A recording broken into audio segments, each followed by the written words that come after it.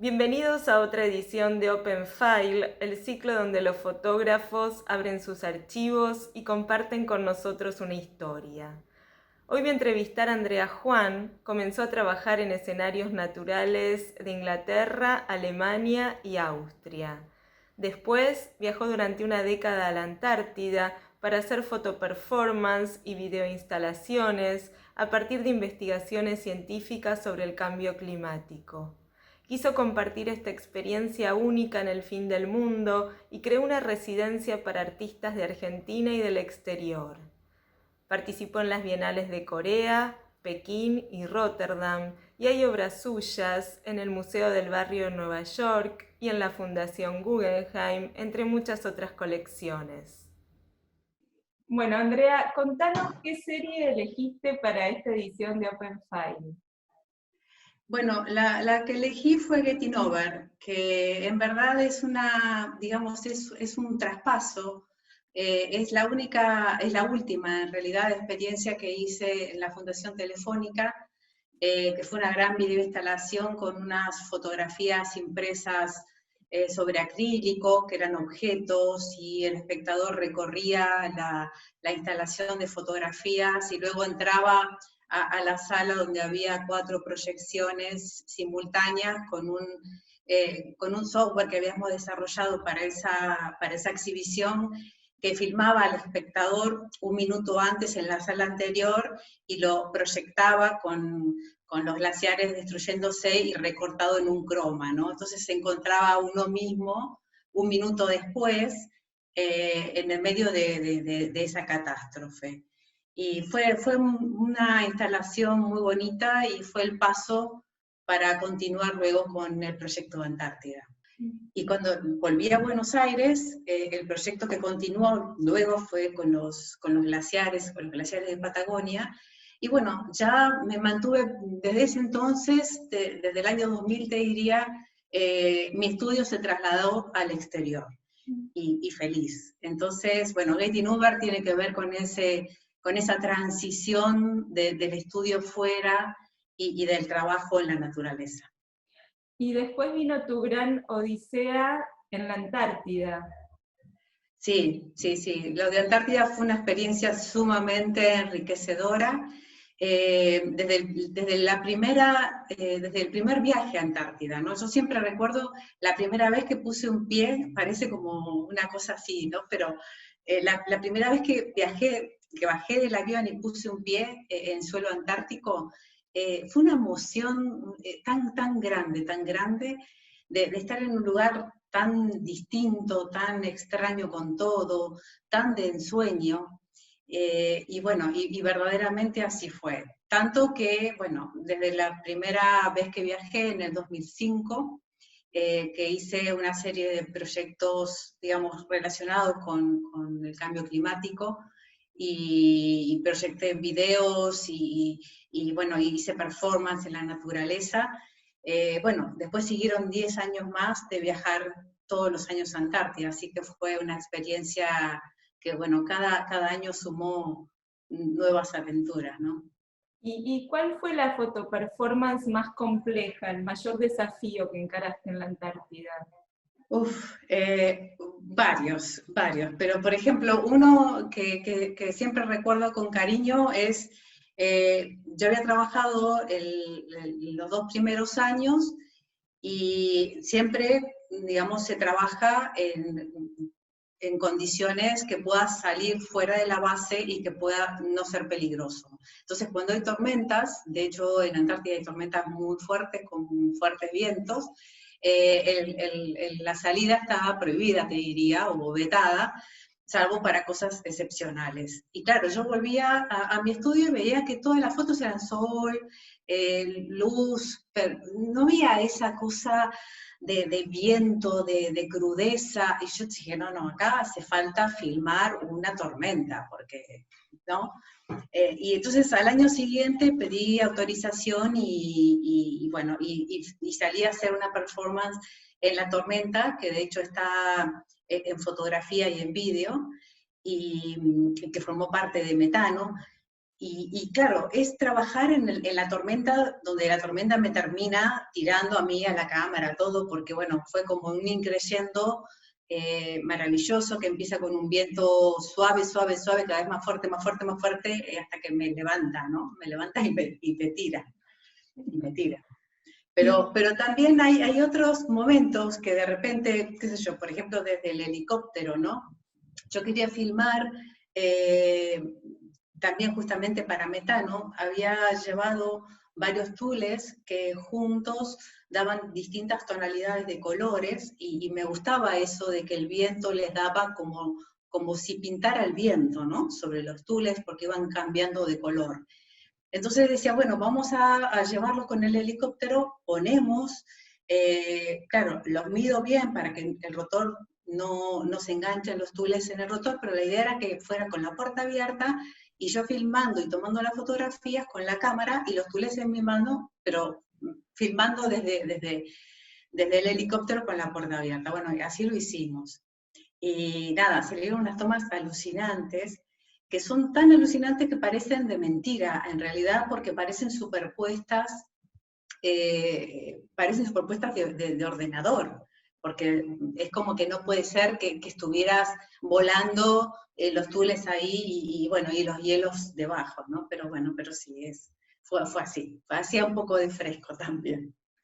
Y en Bosque Invisible hiciste maniquíes y también reprodujiste la flora a gran escala, ¿no? ¿Cómo surgió esa performance? Sí, fue interesante porque, claro, yo trabajaba siempre en las performances con 1 o 2 performers, no más, por el número de gente, ¿no?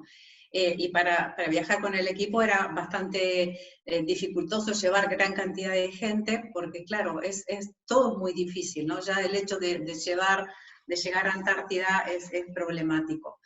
Entonces dije, bueno, qué bueno sería tener un grupo. Entonces dije, bueno, algo ideal sería llevar muñecos que van a estar a la intemperie fantásticamente, no van a tener problema y ya son como un grupo, un grupo de 5. Y bueno, me llevé a los muñecos que miden 1,20 m, 1,30 m más o menos, que son de tela, con una estructura interna que se pueden articular. Y bueno, ellos siguieron conmigo todo el derrotero de Antártida. Les preparé un bolso especial para ellos y bueno, y viajaron conmigo. Y ahí preparé unas, en fieltro, distintas imágenes de fitoplancton, como en macro, bueno, para que dialoguen con estos individuos. Y luego sí, la que decís, la de fitoplancton marino real, que son fotografías tomadas reales de fitoplancton marino, que esas sí son editadas luego en el ordenador superponiéndolas. En realidad son todas reales, son imágenes reales que las voy superponiendo y las voy como acomodando en grupos.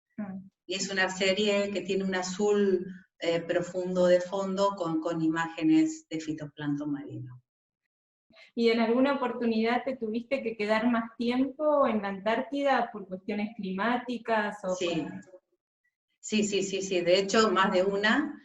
Una vez me tuve que quedar más de un mes, más del mes que estaba, o sea, casi 2 meses y medio o 3. Y otras veces sí. En verdad el regreso siempre era muy incierto. La partida también era incierta, ¿eh? No es que la partida era clara y el regreso era incierto. Pero sí, y eso formaba parte de esa incertidumbre y esa sensación de, bueno, no sé cómo viene el día de mañana, formaba parte también del día a día, ¿no? Una incertidumbre total. ¿Y Georradar, a partir de qué situación surgió? Georradar es porque estaban haciendo unas pruebas para colocar molinos eólicos en la Antártida, ¿no? Para generar energía limpia. Y claro, estaban haciendo unas pruebas, pero todos los sustratos de Antártida son muy, digamos, con hielos, entonces es muy difícil saber dónde poder colocar un molino.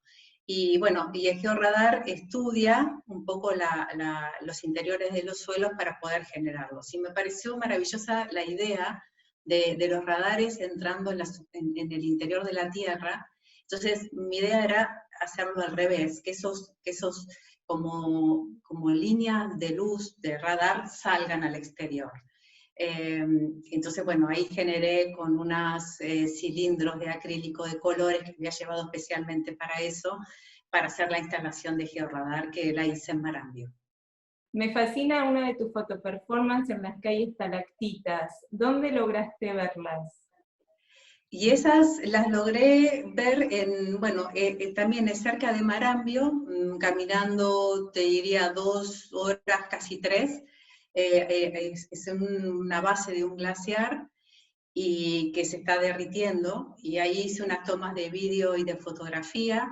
De hecho, una instalación que hice en el Malva en el 2005 fue tomada con esas imágenes, ¿no? Que son las imágenes del glaciar derritiéndose, que hay de hecho una gota que ahí sí yo la modifico luego, que es una gota roja, ¿no? Que cae. Pero sí, es en la base del glaciar, eso es en Marambio, caminando bastante. ¿Hasta cuántos kilómetros te dejaban alejarte de la base? Supongo que hay un protocolo estricto.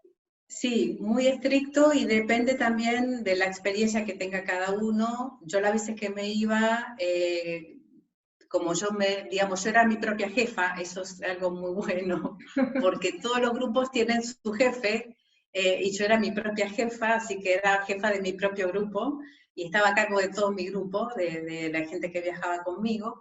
Entonces, bueno, me daban unas radios y podíamos alejarnos más de la base y estábamos en contacto con radio. Pero no te puedes ir mucho más lejos en función de que no tenés un lugar a donde ir, o sea, siempre tenés que volver a la base. Y siempre salir o sea, con otra persona más, no puedes salir solo, por si hay algún accidente o algo, ¿no? Y hay que ser muy respetuoso y cuidadoso con eso, sí, sí.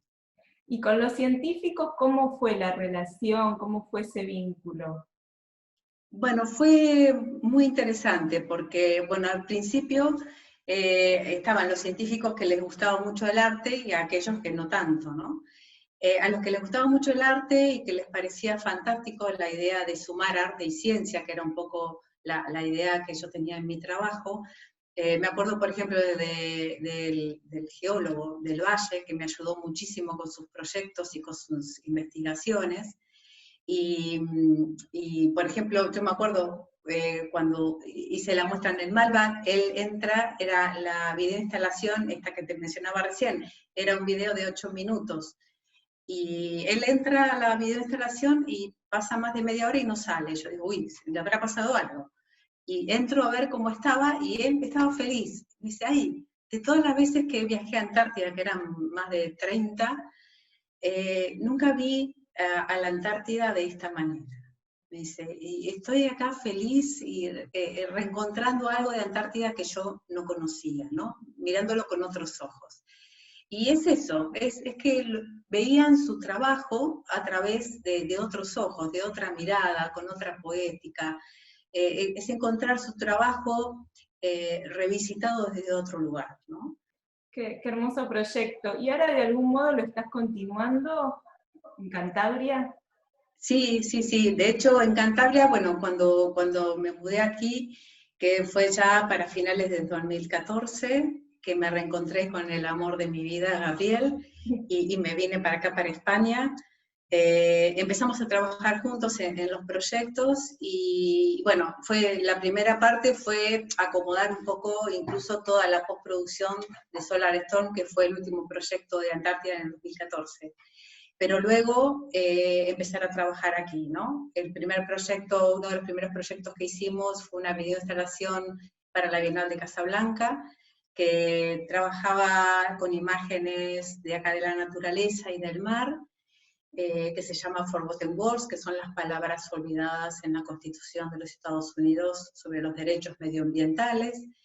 Y luego una videoinstalación también bastante grande en Denver, que era participativa, con una cama donde se inundaba tenía una pileta con una bomba detrás que se inundaba la cama y bajaba el agua, con unos videos detrás, sumamente así emotiva, ¿no? Como que se llama Despierta, la instalación, donde habla de que uno tiene que despertar de todo este problema medioambiental porque nos vamos a ahogar en nuestro propio dormitorio, ¿no? Sin darnos cuenta. Y luego ¿Quién? Que fue es una obra, una instalación que está en el Museo Nacional de Altamira, que la montamos en el 2018, y bueno, fue una comisión en realidad a pedido de la directora del museo, que sigue en exhibición, de hecho la arreglamos hace poquito. Es una instalación con espejos pequeñitos, que es para que el espectador se encuentre en ese recorrido y descubra quiénes son los que hicieron y los que pintaron las cuevas de Altamira, ¿no? Que somos nosotros mismos en realidad, y que nosotros no, es como que no creemos que tengamos conexión con la prehistoria, con los artistas de la prehistoria.